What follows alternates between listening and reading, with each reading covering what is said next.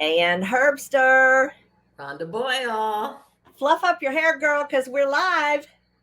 How are you today? Good to see you. I'm Rhonda Boyle, and this is Ann Herbster, and we are the authors of the Coach Business Guide, the path to launch and grow your coaching practice. And we are here to talk about or to share information and talk to a very special guest. Ann, you want to fill us in? Right. We've got with us a dear, dear friend, somebody I've known for many years, Rich Feller.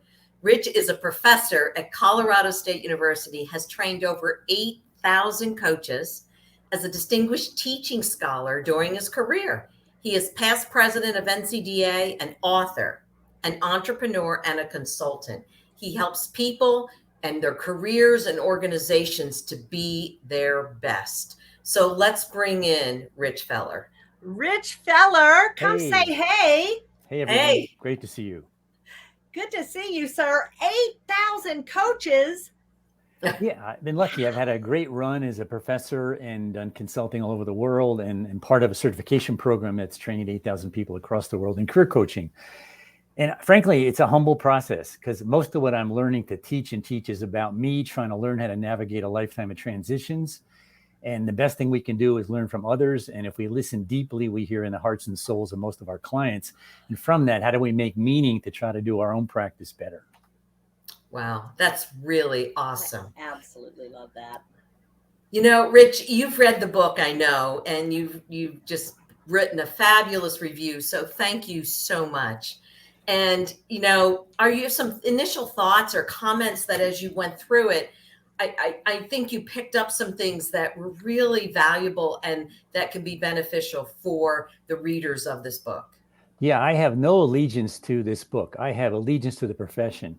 And I'm looking for great products that accelerate people's progress so we can give clients a bigger voice and, frankly, promote democracy in the workplace. And yes, I care about the authors, and I've met you just recently, Rhonda, but I went page to page with this sucker. It's filled with pink marks and ears turned down. So I committed to it because, as you can see behind me, I like to read, I scan well, and I feel a ethical responsibility to be up to date with what's going on. So I would say to you, if I didn't even know you, and I don't know you really well, is what you did is do a task analysis basically from A to Z of what do I have to know if I'm going to be a coach, regardless of what specialty, and really help me move from being a coach because I like people and I Mhm. do my work probably in some organization or I do a little appendage or a little side gig to really, you want to make a lucrative business out of this. Mhm. Now, remember, I'm a trained psychotherapist, I'm a professor. I have an basic income, so I do some coaching on the side, but I really got to become an entrepreneur trying to get scale and disrupt the industry and to teach other people to make a business that's lucrative.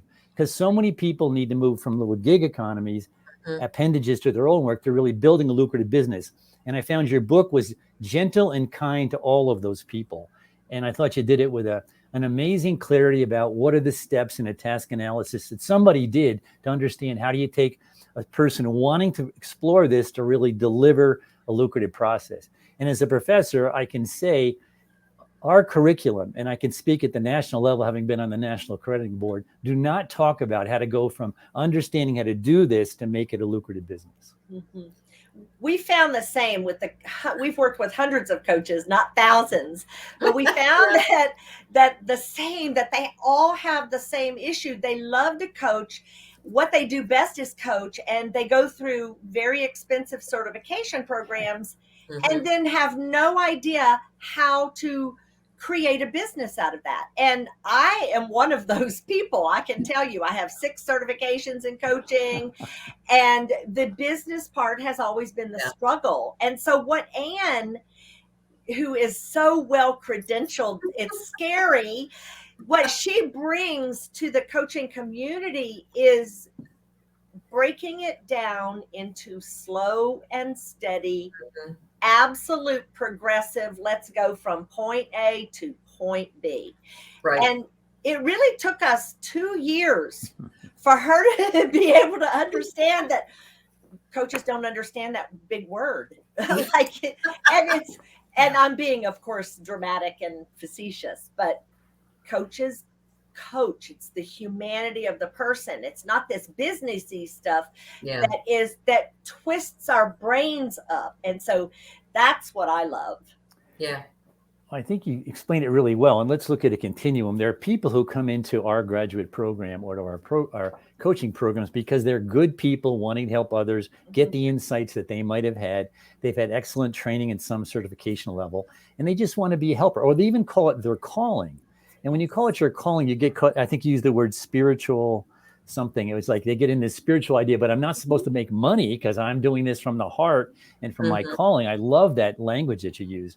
And I think it's critical to understand that people over time get addicted to the buzz that comes from helping people. Yes. There's a buzz to it. Yeah. And they get their own self-discovery, but you're trying to help them turn it into a business, which I didn't teach well. K-CREP, which is our certification program, does not require. And most coach programs don't include. To be honest, some of the coaches making the most money are those who train coach certificate programs. Ah, good point. And this is a boutique industry with coaches with all kinds of credentials who have 1 or 2, 3, 5 clients. But the real money is made in the training and certification business. Yes. Unless you find a way to take your process, follow the task analysis, it's brilliant, and turn it into a lucrative business. And that's that continuum we talk about. Now, I'm a heretic. I'm trying to disrupt the industry. The money is really made in the credentialing business. Mm-hmm. Yeah. It's only a few coaches who understand the task analysis you present, which blew me away and which I now required as a textbook because it really does the stuff that is not included in any of the training I provided or the national councils provided. Wow. Well, and there are things that coaches don't even think about. No. That's the issue. And so, 53 worksheets is what we have in there, breaking it down. And sometimes it's redundant. We ask the same question a few times because sometimes your answers will change. So we're really trying to help them get really clear on who it is, how they want to serve that person, and what's the outcome. It's not just conversations over coffee. Yeah. I always try to teach my clients the difference between going to coffee with a friend, and coaching is if we go to coffee, you're going to tell me your story and I'm going to say, oh, I'm like you. I had the same thing happen to me. And we get this ping pong game back and forth. The difference in coaching is you ask deeper and deeper questions that people to go to this reflection process. And coaching is about going deeper to get me to reflect, to make meaning, to see my chaos a little differently. Mm-hmm. I would suggest to you that what you also did is coaches are in isolation. And this gave them not only a task analysis, but I found which is new to me, your website is building a community for me to hang out at and to feel support. And I've not seen many books go A to Z, and you've kind of done that differently than others. And that's why I'm feeling pretty excited about it. And as I say, I'm going to require it in my training programs. The second really thing appreciate that. Yeah. Well, it's not ad lib. You follow me up. That's going to be a requirement. I don't say that glibly. I'm too old to be putting on a dance. I want to make a difference of what I have left. The second thing that I think you do really well is you really create an immersion experience. I really think, as John Dewey said, we don't learn from experience. We learn from reflecting on the experience. And the book is almost a workshop in itself because it immerses me into the content, which I think is crisply written, and then forces me to look at reflection questions, which cause me to reflect on the experience. Some of the research we've done, as we talked about, you have to do pre-reflection before you start something. Then you do in reflection when you're going through it, and then do post-reflection. And when I took the book, I said, well, what is this going to tell me? I'm not impressed by most books, honestly. And then I was in it, and then I was kind of reflecting with my own weaknesses, how I don't teach these things well, what I'm missing, and found chapters in this task analysis you provide that I wasn't including. And I said, wow. So post-reflection was, man, I think I'm a decent teacher. I think people like what I do, but I'm missing something, and I've got to plug in this content. The other thing I think you do is you really understand that coaching has to be adaptive, and you have to grow and change, and you kind of push people to keep learning, which I think is really nifty.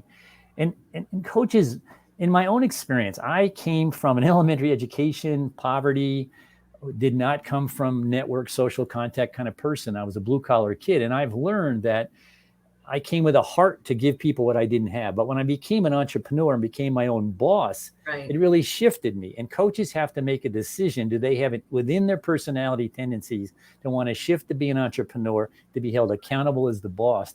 And if that's the case, you can begin embracing this notion of The reason I didn't need to make money is maybe because I have to keep growing in myself and get certified and spend money or give it away. I mean, that's your own value system. But it isn't easy to run a business if you're not getting income that pays your bills. Exactly. That is so true. And, you know, Rich, the whole idea when Rhonda and I were working with coaches together, we worked together in a startup and hundreds of coaches, and they all said, I know how to coach. Like, I know my business, but what I lack is, how do I find clients? How do I go find them? How do I market my business? And what we wanted to do was help them step back and think about their business in, to your point, and I really appreciate this very structured way, but in a simplistic way that they begin to see success as they move forward. You know, and it's even as basic as, who's your ideal client? Oh boy. It isn't the world. It can't be the world. You can't coach everybody. So how do you narrow that down to pick, you know, a group that you say, I can go after this group and be successful to get started?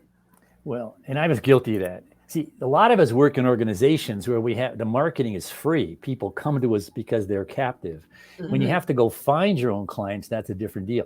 I don't know what exactly chapter, I think it might have been chapter 6, where you nailed me. I mean, it really said, ideally, who's your client? And it forces you to get clear on that. If you don't get clear on your ideal client as an entrepreneurial side coach, you're never going to make it. And I think you did an excellent job on that. And that chapter 6 was simply wonderful. Your charts of the risks and the benefits were really powerful because it really gets you to think about. And I think here's another thing. Most coaches think it's one-to-one, and you've done a great job rather quickly and crisply about you have to be a consultant. You got to give packaging and programming. You've got to deliver training. And most of my clients don't know that's even an option, and they don't know then how to do it. And in most programs, you don't have the time to teach that, which is why I think your book is brilliant.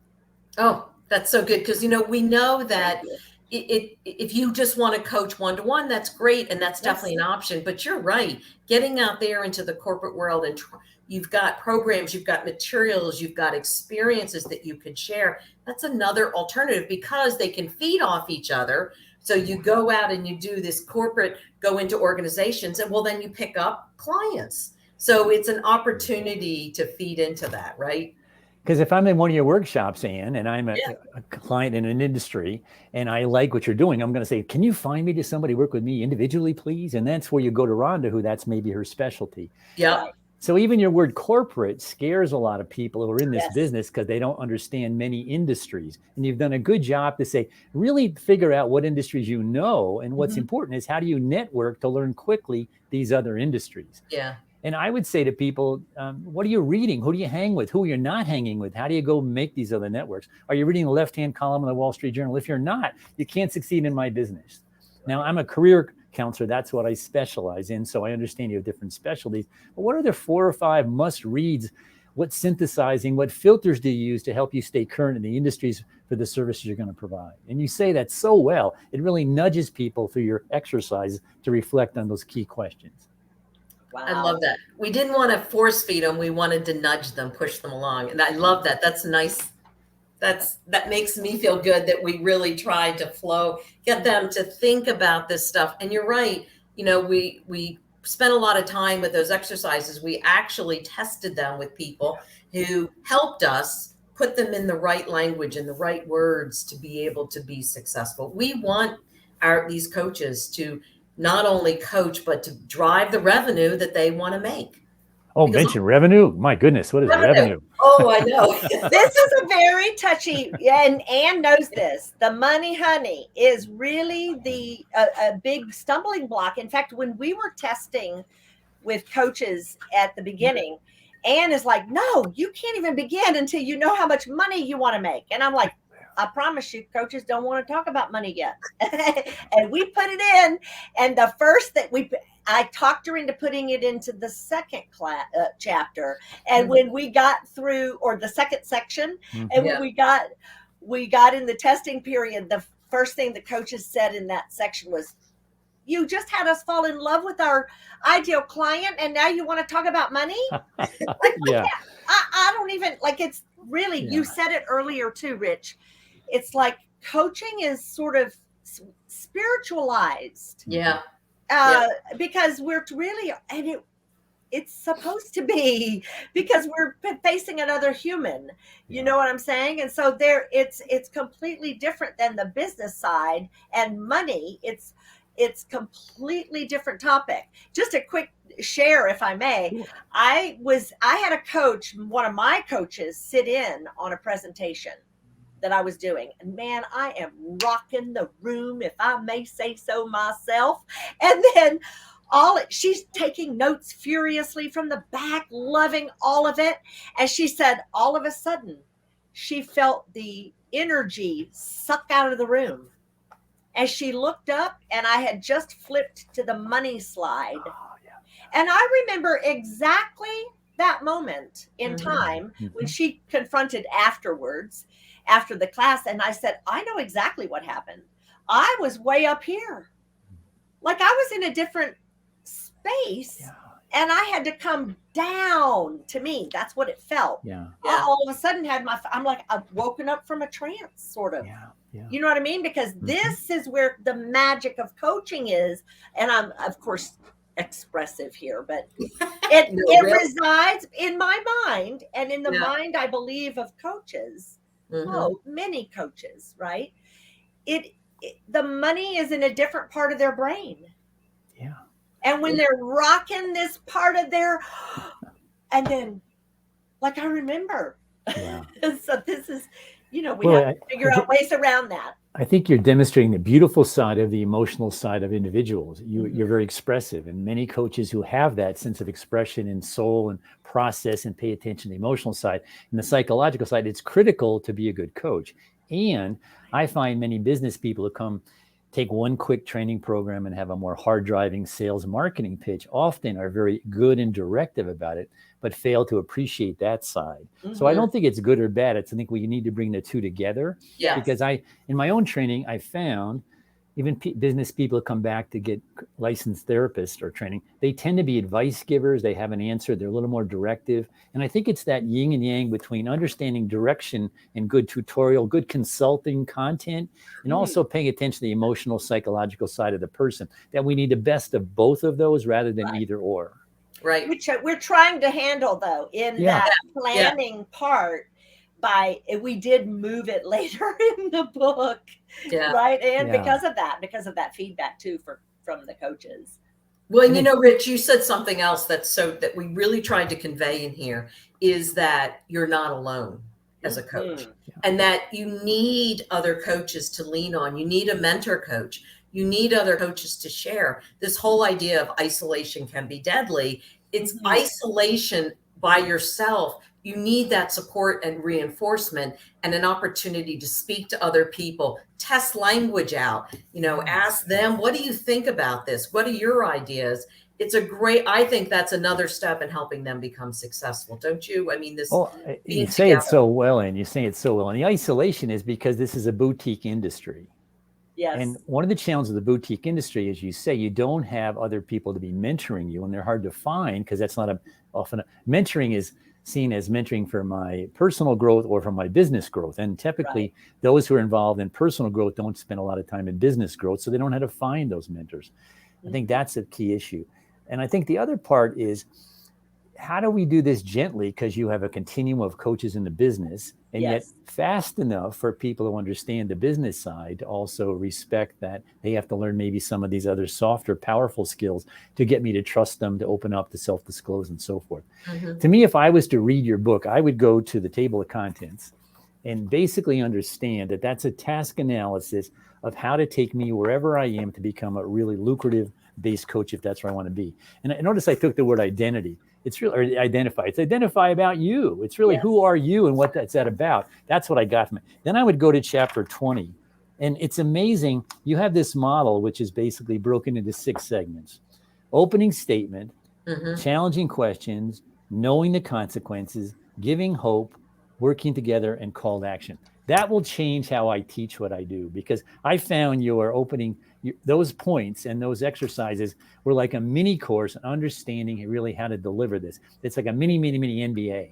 It's just really got me to understand how to understand the value proposition that the client's needs, my need to deliver, and how to close. And I think it was just brilliant. Those are two uniquenesses that I found with a little bit of study I've done. And that's why I find many books not very useful. And I thought this was done.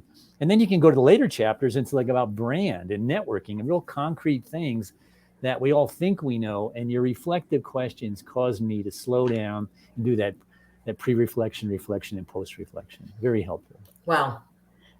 Thank you so much. Wow. We are just delighted by your review and your thoughtful review, actually. So well, thank you so much. Challenge I think we have, if you have new ideas and you're really disrupting the industry. And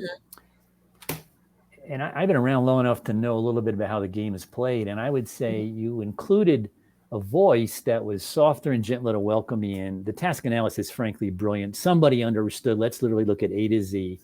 And then this is a quick read. I mean, I was struck by how quick it was, because your crispness in your language of your content was helpful, but it goes right into me doing the work I got to do to reflect on what's happening. And honestly, I didn't know about your website till recently. And it's the community that I think people are looking for. So in my own personal, we train job and career transition coaches across the world, and we're now moving to on-demand training. This is a requirement because I can't possibly teach this in the limited time people have.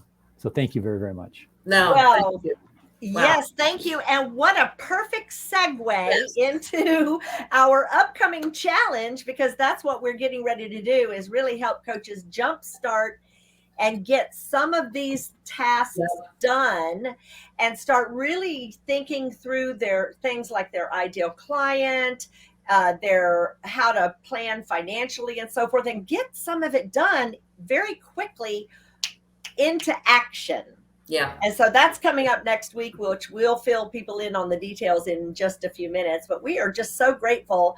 And you have one last question before we wrap up? I have actually two. They'll be quick. Rich, what are 3 pearls of wisdom you would provide to someone who's just starting out as a coach? Know yourself and stay humble.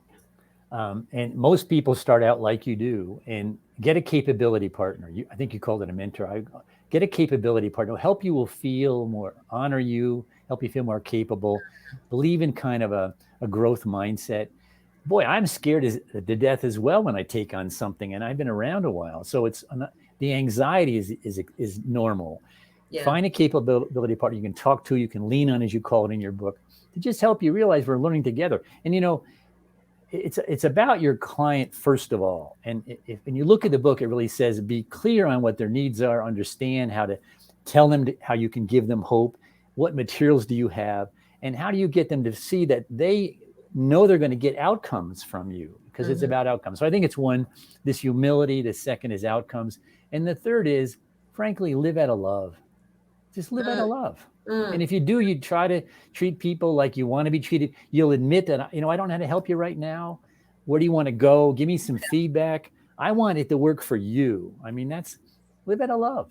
Yeah. I love that. Thank you. That is awesome. So, where can people find you if they want to reach out to you? Just go to richfeller.com. It's a website that I got to update, but it's got many of my projects, because there's 3 or 4 more that I'm working on. richfeller.com. Okay. And my goal in life with what I have left to do is to try to find disruptive strategies to make the world a better place. I've been very lucky and very grateful. And I think your book is really disrupting the industry. Thank you so much. Yes, we're so grateful. I can't thank you enough for your honesty and your support. It means an awful lot to us. It means a lot to me. You took the time to figure out a problem that the rest of us haven't figured out, and you nailed it. So thank you for touching the world the way you do. You be well.